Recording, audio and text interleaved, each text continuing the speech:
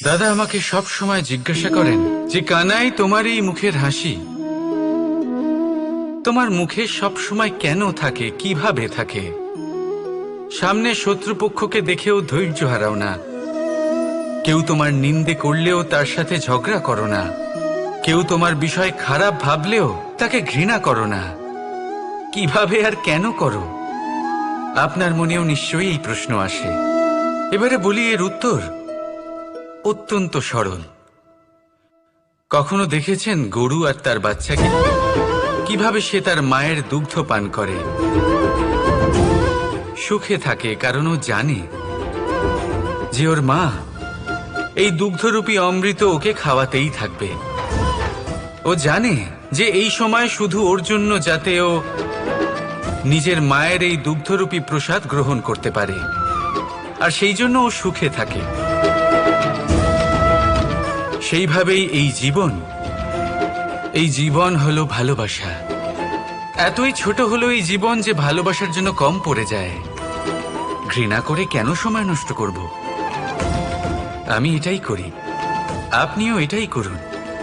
ভালোবাসুন, সবার মধ্যে ভালোবাসা ছড়ান, আর এই ভালোবাসার সাথেই বলুন রাধা রাধা।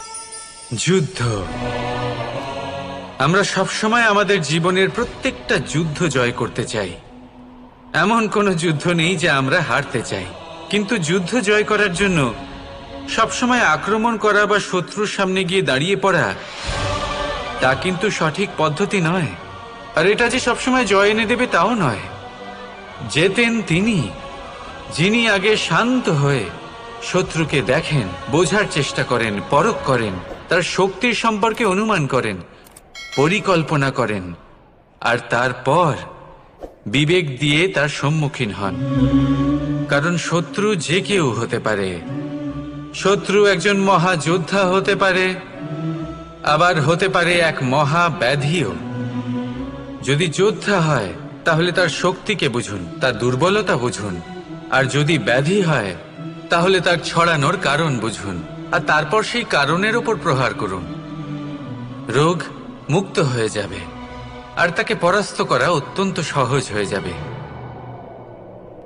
মনে রাখবেন, প্রত্যেক যুদ্ধ কিন্তু সীমান্তে লড়া হয় না। কিছু যুদ্ধ এমনও হয় যাতে ঘরে বসে জয়লাভ করা সম্ভব। তাহলে আপনিও এই যুদ্ধ জিতুন, আর আমার সাথে ভালোবেসে বলুন রাধা রাধা। বর্ণমালার সব থেকে প্রথম অক্ষর হলো ক। হয়তো সেই জন্যই এই জীবনের, এই সংসারের সব থেকে প্রথম এবং গুরুত্বপূর্ণ জিনিস হলো কর্ম।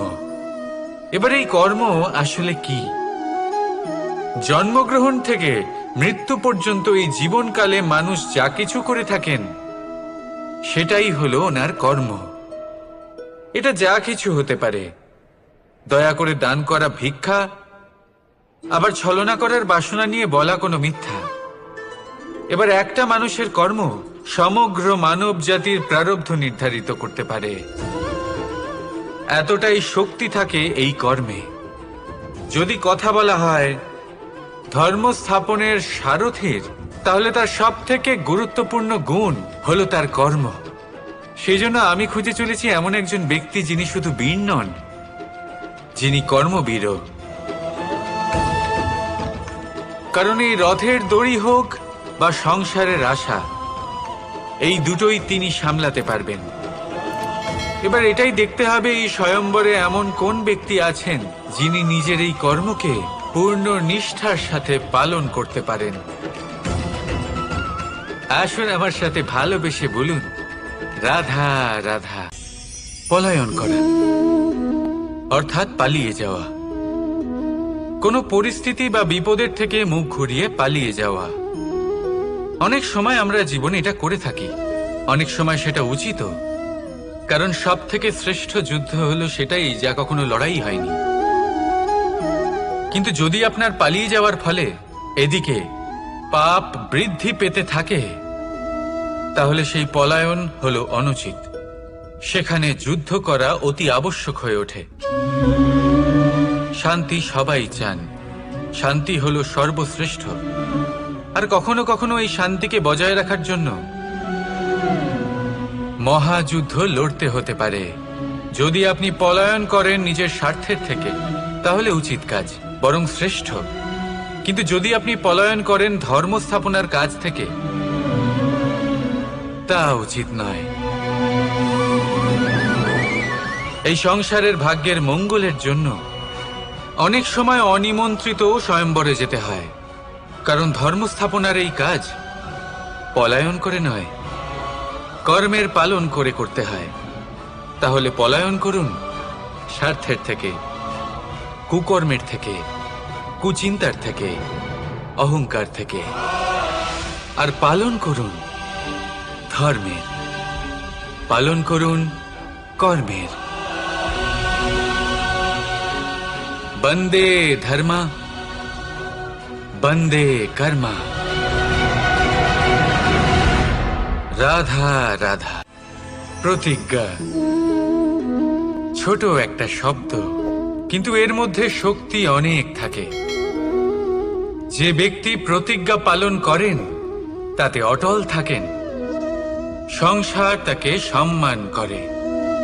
আর যে ব্যক্তি এটা করতে পারেন না, তিনি বদনামের ভাগীদার হয়ে যান।